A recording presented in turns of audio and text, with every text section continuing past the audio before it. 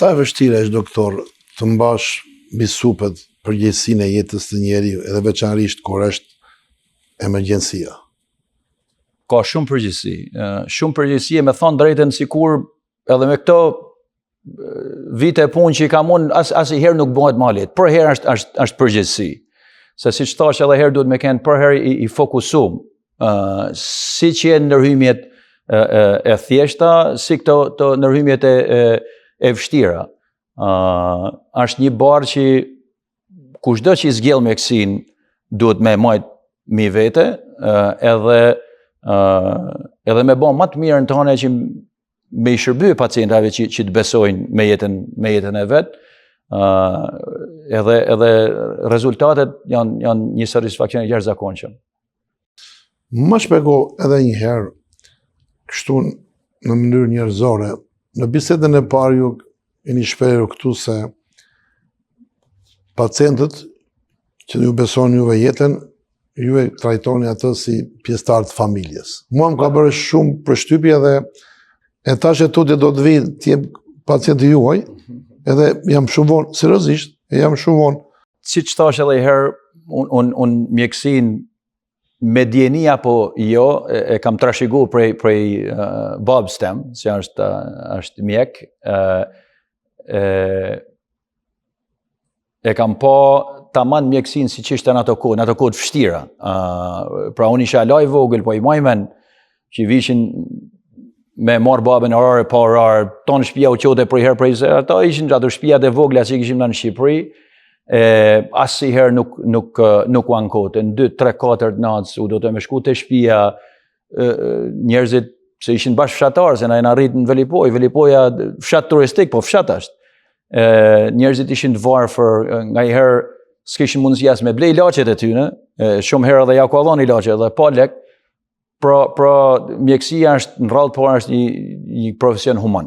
Atëherë duhet me e pasi profesion, thëmon. Kur një pacient ty të vjen edhe të beson me jetën e vet, ti duhet me bon çështë e mujtën që me shpërblye atë besim që pacienti t'jep. Edhe si ma mirë ti mundesh me i shërbye, se sikur e trajton si një familjar tonin. Pra, ti nëse don më të mirën për dikant që ti don, siç ke njerëz të familjes, në atë pozitë duhet më vunë që ose dikush ty ta beson jetën. Edhe kjo ndodh, se pacientat të bëhen pjesë e jetës. Unë kam pacientat që jena miq, se ky komunitet është. Kam pacientat që një prej kohësh që unë ala s'kisha me fëmijë. Për herë shohin fëmijët, më pyesin për fëmijët me emra. So ndërthuret, si me thonë, jeta profesionale me ato emocionale. Nga vetë natyra e profesionit human që është mjekësia.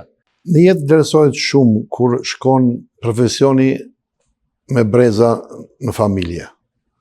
Edhe sigurisht ju e thoni hapur atë që keni përfituar, por ju keni patur dhe nënën dhe baban në fushën e mjekësisë. Çfarë ke përfituar nga ata në mënyrë që mund ta thuash publike, pavarësisht profesionit, po për profesionin? Nona është kënë infermiere në Shqipëri. Kam pa tamam atë anën humane se si është kënë mu kujdes për njeriu. Në çdo kohë, pa orar, siç thash edhe herë. Edhe pse jam kënë i ri në atë kohë nosha nuk e konceptosha, tashi që jam vetë në atë pozicion, tanë ato gjona morin ma kuptim, si me thonë. Prind janë kënë gjithçka për mua, a kënë supportje maj malë, si familjen përgjithësi, po sidomos prind se në ato kushtet vështira, na kanë dhënë edukaten, janë mundu me na kallëzu që është e mirë nga e keqja në ato hapet e para, se atëherë ke nevojë për shepe, me marrë një shembull me njek. E janë kënë një shembull shumë mirë për 8-4 fëmijët, sidomos për mua që zgjolla, si me thonë, me nejnë profesionin e tyne. Se harroj kur i mat i shok i vet i herë kishte pyet, ndër 4 fëmijë tu, kush mendon se ka mu bë mjek. Edhe ma vonë ma ka thonë që besoj se Rudi, si me thonë, ka me marrë zanadin.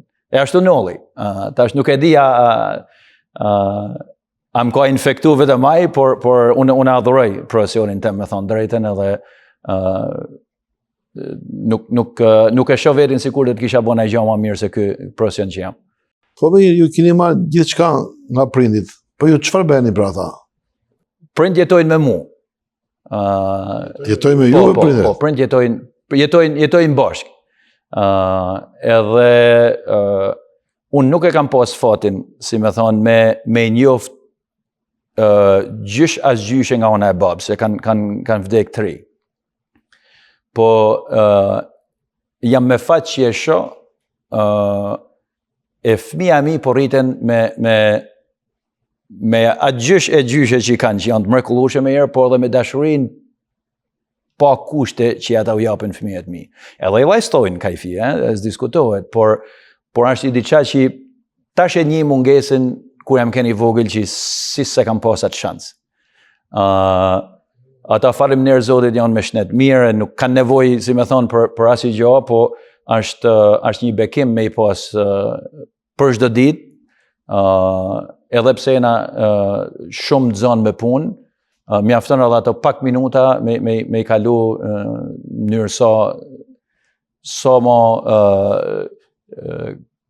mënyrë kualitative.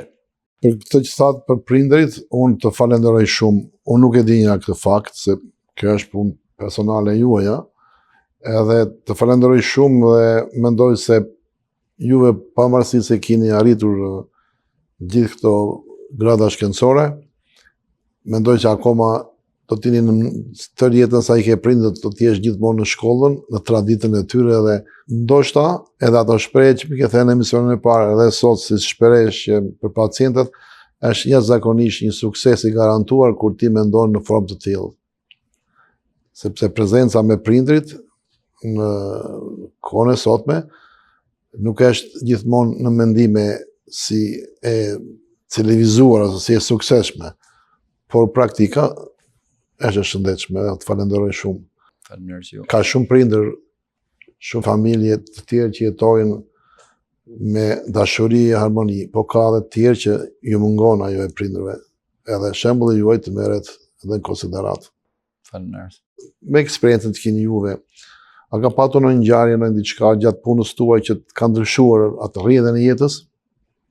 Mundohem ma sa mundsi kam që punën mos me e pru në shtëpi, po që mu individualisht ka raste që nuk i harroj sa t'jen jeta.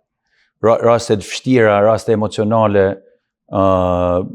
shumë, po është një rast në veçanti që e kam, nuk më hekin nga meja, se ishte sa koha kur unë bona prind vet. So ishte se të ndryshon jeta, kur bëhesh prind ty të ndryshon jeta, ndryshon si njeri, të paktën mua më ka ndodhur, për mirë. Edhe më thrasin, më thonë është i pacient 33 vjeçar, me arrest kardiak. Kishte kënë në punë, si me thonë, në turn të natës, e kishin pa kur kishte kolaps, edhe tu i bëhe CPR, pra tu i dhonë reanimacion. Më ka ardhur edhe në sallë, 33 vjeç, që ja la po i bëshin se nuk vite mrapën. E ke parasysh e kam bërë tonë nërhymjen, një ata la po bëshin shtypjen gjoks, derisa i kam fut 2 pompa për 2 anët e zemrës. Edhe djathtë në atë majtën, i kanë bërë për rreth gati 1 orë CPR, që shanset e këtij njeriu të marrë mrapa në si normal janë më pak se 1%. E gjaja më e vështirë ishte kur e marrova, u stabilizu disi, po kur dal jashtë me fol me familjarët, gruaja e re, me një fëmijë vogël në dorë, shumë e ranë. Shumë e ranë se nuk ishte mirë, ala, kjo u stabilizu, po si thash edhe herë, shanset me jetu ishin të vogla. Edhe kur e hepat lajmin është një gjë e vështirë. Faleminderit Zotit, ai ishte shumë keq për një 4-5 ditë.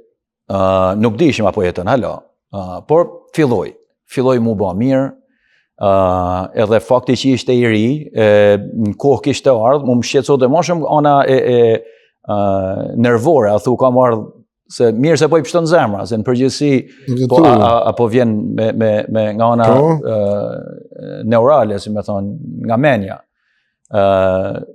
Ka dita e 7 e 8 i hoqa njërën pomp, atër i hoqa pompin tjetër, masane i hoqim ventilatorin, diqa ka dita e 14, jo të më gjjerë dhe krejt, ka ecë prej spitalit, ka dalë me kam të veta.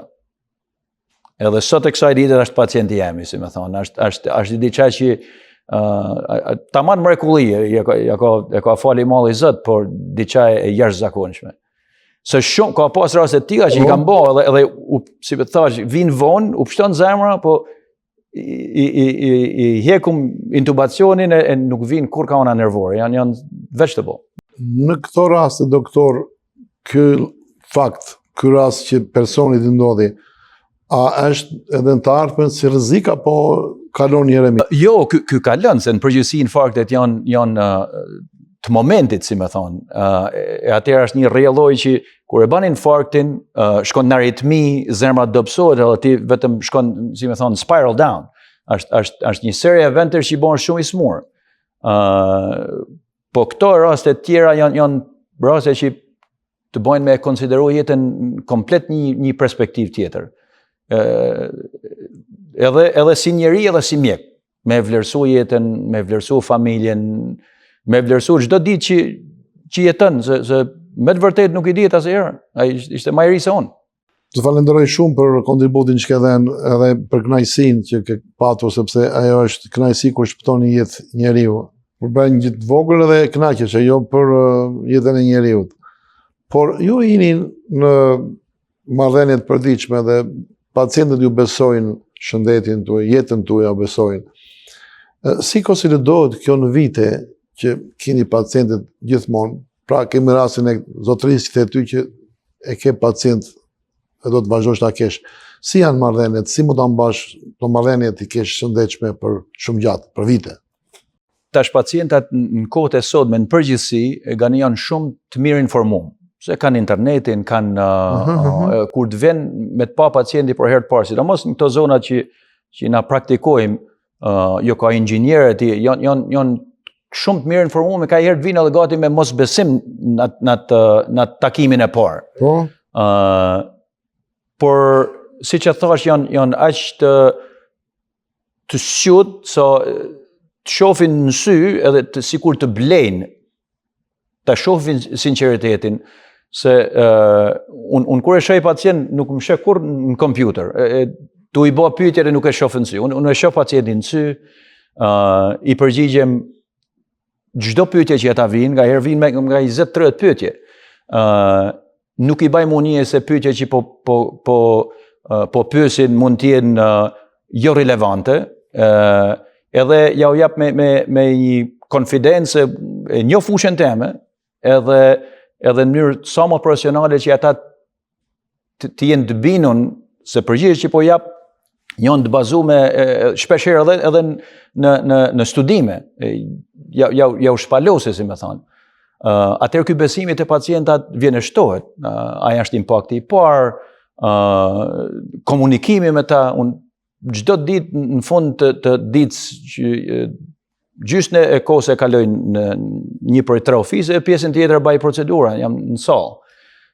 Sa herë marroj ditën e punës në zyrë, kam një folder që pacientat që kanë ose kanë shkruar në portal që u kthej përgjigje, domethënë, edhe ata e vlerësojnë. Disave personalisht nëse e shoh të arsyeshme, disa ose shumica nëpërmjet stafit që e kanë atë assign me bë atë punë. Kur e sheh një pacient e bëhet i joti, si me thonë, ai të bjen babën, ai të bjen nonën, ke pacienta që me një mjem ose një familje mund të kem rreth 20 pacienta të njëjtës familje. Pra kjo do me thonë që ai nuk beson vetëm me veten, po me babë, nonë, motër, vlla, kjo është një satisfaksion vetën, me thonë drejtën. Po për herë për herë më tepër duhet komunikimi, duhet azhurnimi, se nuk është një zanat që asnjëherë nuk marrën. Mjekësia është asnjëherë nuk marrën, asnjëherë nuk marrën së mësuari, asnjëherë nuk del në pension prej saj.